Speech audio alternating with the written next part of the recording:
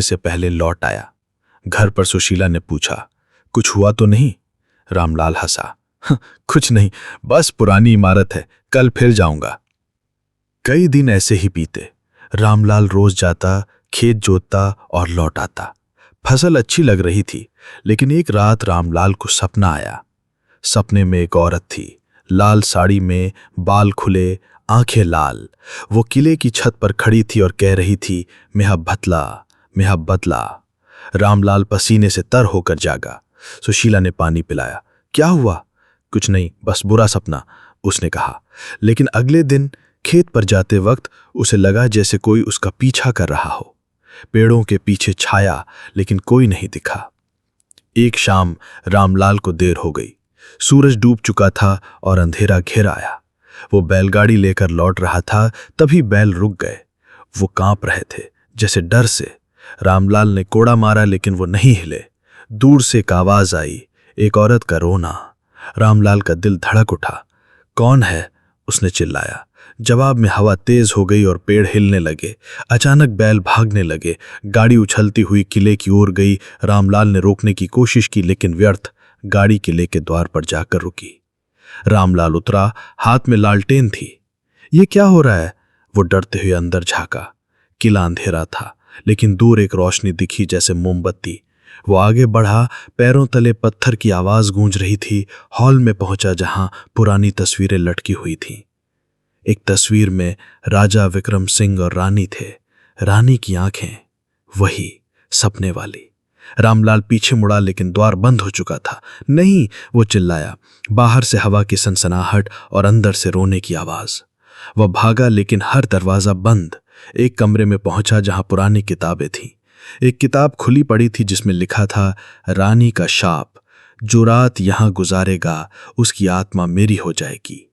रामलाल की सांस तेज हो गई। तभी कमरे में ठंडी हवा चली और एक छाया दिखी, औरत की छाया, लंबे बाल। तुमने मेरी जमीन छुई, आवाज गूंजी। रामलाल गिर पड़ा। मैं निर्दोष हूं। छाया करीब आई, उसके चेहरे पर खून की बूंदें थी। राजा ने मुझे मार डाला, अब तुम सब भुगतोगे। रामलाल किसी तरह भागा, सीढ़ियां चढ़कर छत पर पहुंचा। वहां हवा तेज थी और नीचे जंगल, लेकिन छाया पीछे थी। उसने रामलाल को पकड़ा, उसकी ठंडी उंगलियां गले पर। रामलाल चिल्लाया और नीचे गिर गया।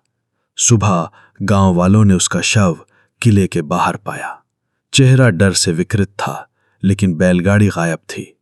घर पर सुशीला रो रही थी। गोपाल और सीता डरे हुए थे। मुखिया ने कहा, मैंने मना किया था, अब शाप जाग गया है। लेकिन सुशीला मानने वाली नहीं थी। मेरे पति को वापस लाओ, वो रोई। रात को सुशीला को भी सपना आया। वही रानी कह रही थी, तुम्हारा परिवार मेरा है। सुशीला जागी, लेकिन घर में एक अजीब सी ठंडक थी। गोपाल के कमरे से आवाज आई। वो नींद में बड़बड़ा रहा था, रानी, रानी। अगले दिन सुशीला ने फैसला किया, वो बच्चों को लेकर मायके चली जाएगी, लेकिन रास्ते में जंगल से होकर जाना था। शाम हो गई और गाड़ी खराब हो गई। माँ, मुझे डर लग रहा है, सीता बोली। सुशीला ने कहा, बस थोड़ा और। तभी दूर से रोने की आवाज। गोपाल की आंखें बड़ी हो गईं। माँ, वो किला। वे किले के पास थे। अचानक हवा तेज और गाड़ी खुद ब खुद किले की ओर बढ़ी। सुशीला चिल्लाई, लेकिन व्यर्थ। किले में घुसते ही द्वार बंद। सुशीला बच्चों को गोद में लेकर भागी। हॉल में पहुंची, तस्वीरें हिल रही थीं। रानी की तस्वीर से आंखें चमक रही थीं। तुम क्यों आई? आवाज गूंजी। सुशीला रोई, मेरे पति को छोड़ दो। छाया प्रकट हुई, वो मेरा है, अब तुम सब। गोपाल को छाया ने छुआ और वो बेहोश हो गया। सीता चीखी। सुशीला ने एक पुरानी मूर्ति उठाई, जो देवी की थी। देवी, रक्षा करो, उसने कहा। लेकिन छाया हंसी। देवी यहां नहीं आती। कमरे में अंधेरा गहरा हुआ और दीवारों से हाथ निकले, सफेद ठंडे हाथ। वे सुशीला को खींचने लगे।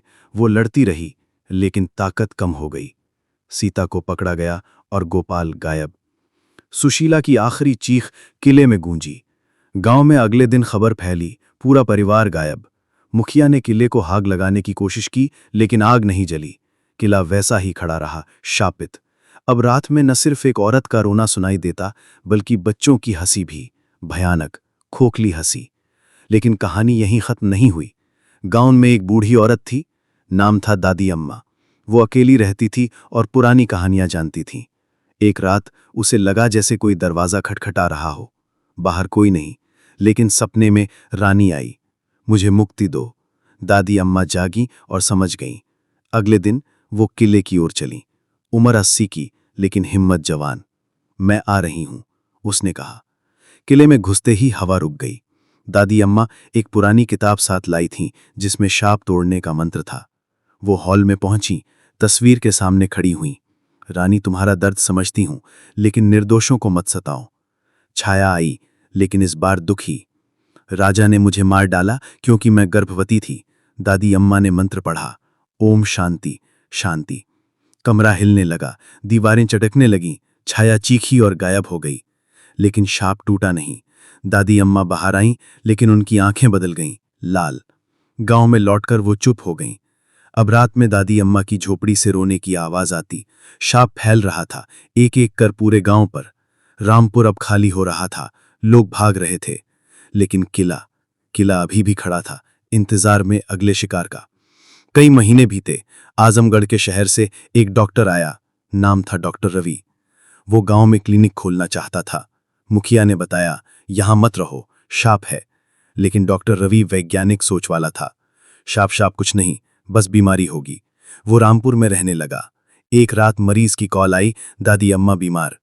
डॉक्टर रवि गया, लेकिन झोपड़ी खाली। बाहर से आवाज, डॉक्टर साहब।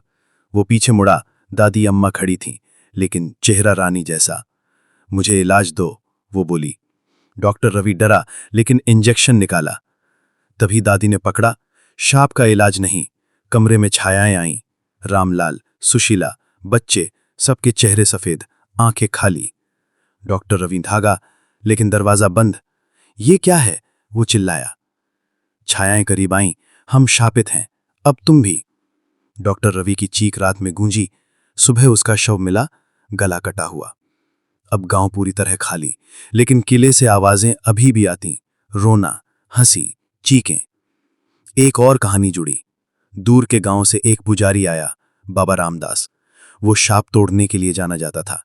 मुखिया ने बुलाया, लेकिन गांव खाली था। बाबा किले के पास पहुंचा, मंत्र पढ़ते हुए। ओम नमो भगवते। अंदर घुसा। हॉल में रानी की छाया मिली।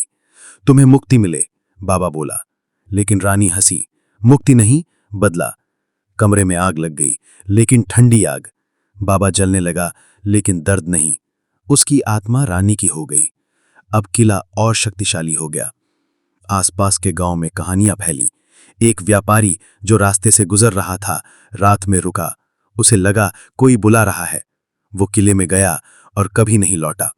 उसकी गाड़ी बाहर खड़ी मिली, लेकिन आदमी गायब। समय बीतता गया। आजमगढ़ में बारिश का मौसम आया। एक स्कूल मास्टर श्रीमान शर्मा गांव में आए। वे बच्चों को पढ़ाते, लेकिन शाम को किले की कहानी सुनाते। एक दिन एक बच्चा बोला, सर, क्या शाप सच है? शर्मा हंसे, नहीं, बस कहानी। लेकिन रात में उनका घर हिलने लगा। दीवार से हाथ निकले और खींच लिया। सुबह उनका कमरा खाली। शाप फैल रहा था, अब शहर तक। एक नर्स जो अस्पताल में काम करती थी, सपने देखने लगी। वो किले गई, जिज्ञासा से। अंदर घुसते ही दरवाजा बंद। छाया आई, वेलकम। नर्स चीखी, लेकिन बाहर कोई नहीं सुना। किला अब जीवित था। दीवारें सांस लेती, हवाएं फुसफुसाती। जो भी पास जाता, शाप उसे खींच लेता। रामपुर अब भूतों का गांव था और शापित किला। वो इंतजार करता रहा अगले शिकार का।